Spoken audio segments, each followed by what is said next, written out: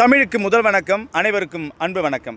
இன்று நான் உங்களோடு பகிர்ந்து கொள்ள இருக்கும் திருக்குறள் என்னவென்றால், அறத்துப்பாலிலே பாயிரவியல் என்ற இயலிலே இருக்கின்ற கடவுள் வாழ்த்து என்ற முதல் அதிகாரத்தில் இருக்கின்ற 8வது திருக்குறள்.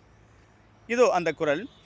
அற ஆழி அந்தணன் தாள் சேர்ந்தார்க்கு அல்லால் பிற ஆழி நீத்தலரிது.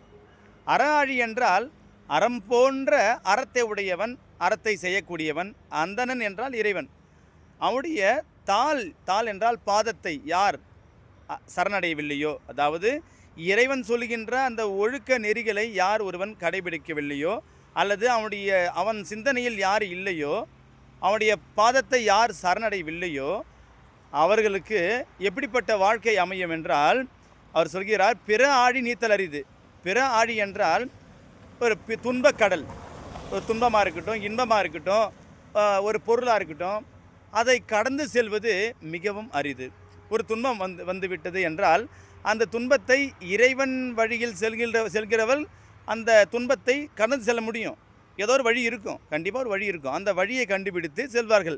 ஆனால் இறைவன் வழியில் யார் செல்லவில்லையோ அவர்கள் அந்த துன்பத்திலிருந்து நீங்குவது கடினம்.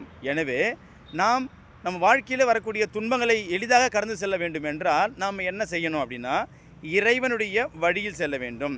நாம் செய்கின்ற செயல்கள் அனைத்துமே அறச்செயலாக இருக்க வேண்டும். நம்முடைய சிந்தனையும் அப்படி தான். ஒருவருக்கு கெடுதல் செய்யாமல் இருப்பது சிறந்தது.